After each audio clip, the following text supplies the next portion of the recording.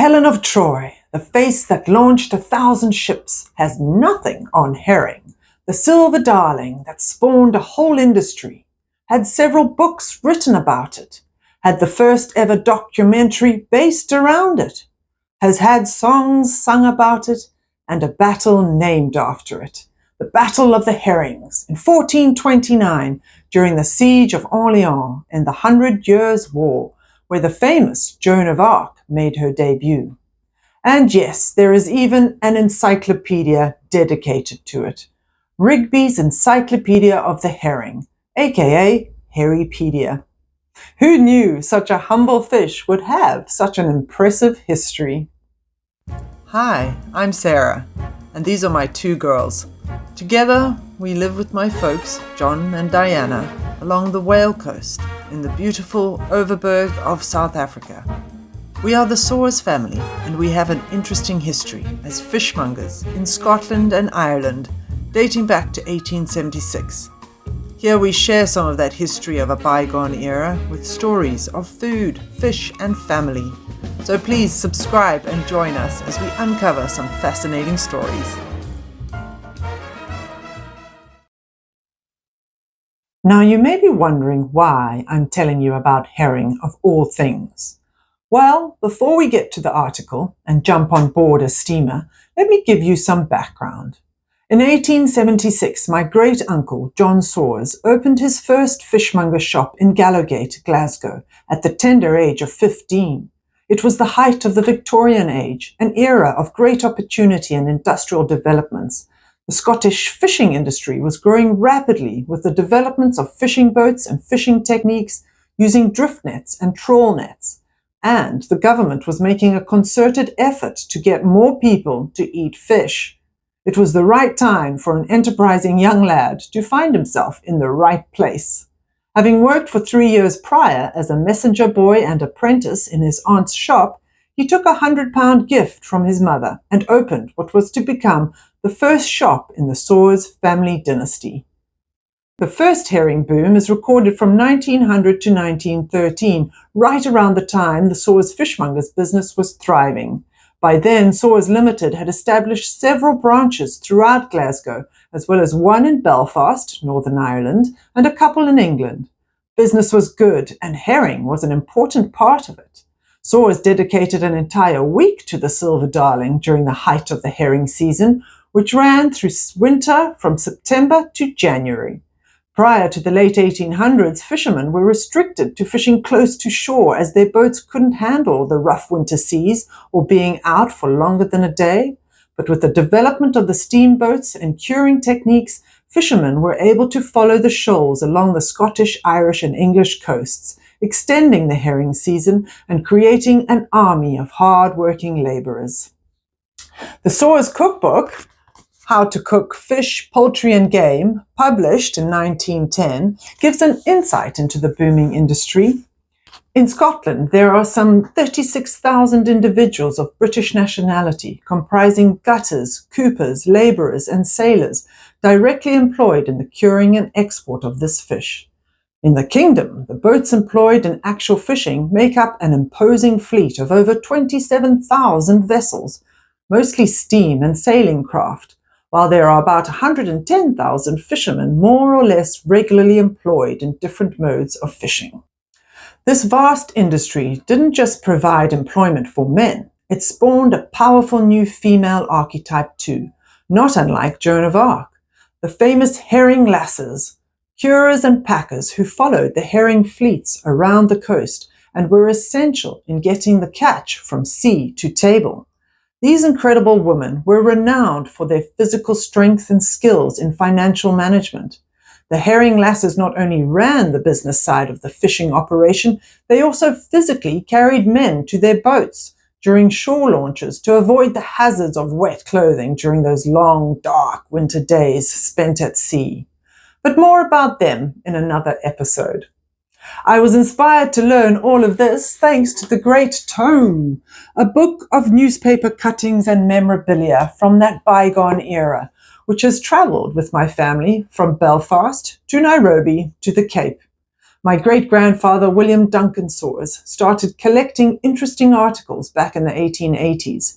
Then my grandfather, John Hamilton Sawers, carried it on, and finally my father, John Robert Sawers, completed the task of compiling all the family information. In fact, there are 3 other great tomes like this, but mostly to do with the Sawers family and less with the business. The tomes portray a very different world, a world of opportunity which rewarded hard physical work, a world where fresh produce, fish, poultry, game was abundant, a world of innovation and technology. The steamer, the train, refrigeration were transforming the way food was caught, processed, and delivered. It's a world many of us are fascinated by and want to return to, a world recorded for posterity here in the Great Tome. A world I want to explore with you here on YouTube. And so, to story time. Today's story is going to be read by my father, John Sawers. It's an article written in 1885 titled A Night on a Herring Screw.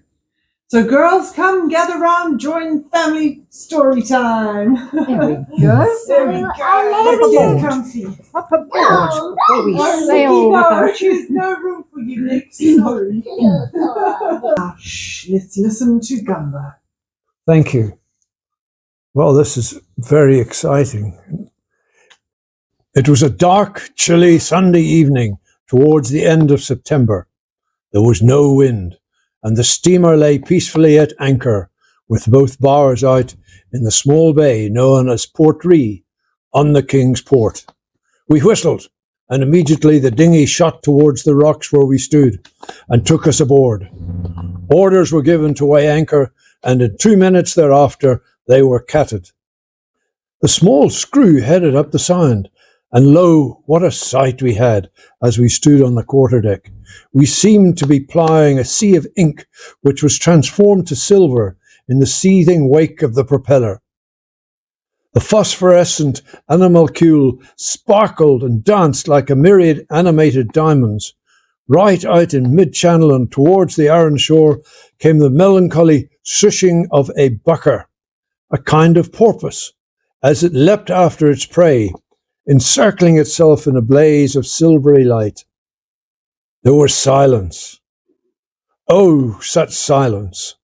The monotonous thud, thud of the propeller as it churned the briny sea was even a relief in the palpable stillness that surrounded us everywhere. Soon the scene is changed. All is now animated, and the reason is easily discernible.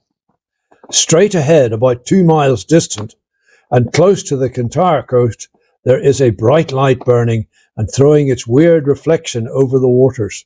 This light is exhibited by the fishermen when they have a catch, and is an invitation to the buyers on board the different steamers to come and inspect the fish and make an offer. It is evident that we are not alone in the race for the flambeau, as the signal light, or torch, is called.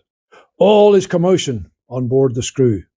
It is barely 1 a.m., and if we can box the fish, an early market and a good price in Glasgow are before us. The punt hangs in the davits, and is instantly occupied by the buyer. 4 sturdy arms let go the falls, and he is adrift, pulling with might and main towards the boats. What a fantastic picture this presents. Here are 2 skiffs, lit up by the red glare of a torch, immersed to the sheer strake in water, surrounded by a dozen steamers held in leash like so many hungry leviathans, knowing there is insufficient to satisfy all, though plenty for one. The die is cast. Our skiff is the fortunate one, and soon the fishermen's boats are moored safely alongside us. They are laden to the thwarts, and the fishermen, as they wade through the scaly treasure, themselves covered head to foot with silvery scale, look more like some strange creatures of the sea than men. The gangways are thrown open, and right and left are ranged empty boxes. Now the work of filling the baskets begins. Basket after basket is dug deep in the mass of fish handed on board, emptied and pitched back again. And still the work of filling the boxes goes on. Here, attention might be given to a nefarious practice which is wrought by the crews of those herring steamers. Of course, it is impossible for the fishermen to tell, unless approximately, how many boxes are in their catch. The boxes are scattered about the deck, and as they are filled and piled in the most convenient places, often very large gaps are left between them.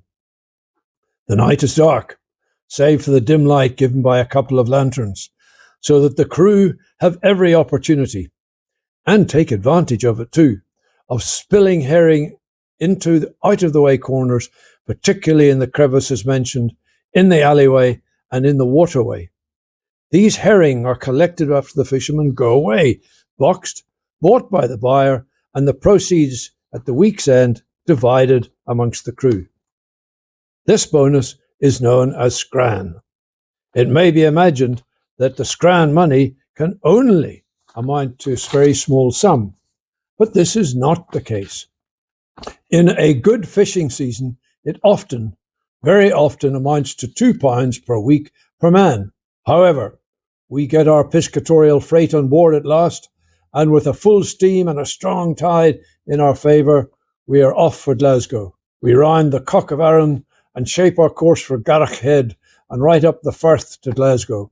At Prince's Pier Gunnock, a telegram is thrown ashore, announcing to the Glasgow fishmongers that the SS Spark is proceeding up the river with 100 boxes of excellent fish. At Glasgow, all is readiness.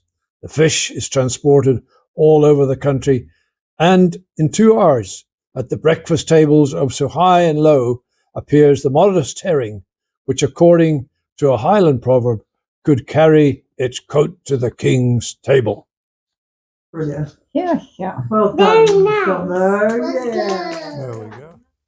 This article has given us an incredible insight into how these boats operated. In 1900, Soars Limited acquired a curing and smoking facility in Aberdeen. This business came with a steamer called the Battle Isle. Now, my dad and I have been trying to figure out what it was used for. After reading this article and doing a bit more research, we've come to the conclusion that this boat was used much like the screw in the story, to meet the fishing boats out at sea and transport fresh herring catches to the various ports, as well as the smokehouse in Aberdeen. After the second herring boom in 1960, overfishing led to a temporary ban in 1970. Stocks are recovering. The Dogger Bank is now a protected spawning ground, and the west coast of Scotland is, for the first time this year, allowing a small quota of herring fishing to resume. Fortunately, we can still savour the silver darling, thanks mostly to the Norwegian fisheries. These days, fresh herring have fallen out of favour and are hard to come by in the UK, but in general, you'll find rollmops, Bismarck herring, Danish herring, and Kippen herring available at most supermarkets, even here in South Africa. Check out my shorts where we try cooking and tasting some of the different herring varieties. Before I go, I highly recommend you check out Rigby's Encyclopaedia of the Herring, aka Herripedia. It's one man's homage to this incredible wee fish we now know a whole lot more about. Thanks, Rigby, and all the contributors out there that made my research a pleasure and fascinating journey. I've listed you all below. And thanks to you, the viewer. Thanks for watching. I hope you've enjoyed this herring deep dive. See you again soon.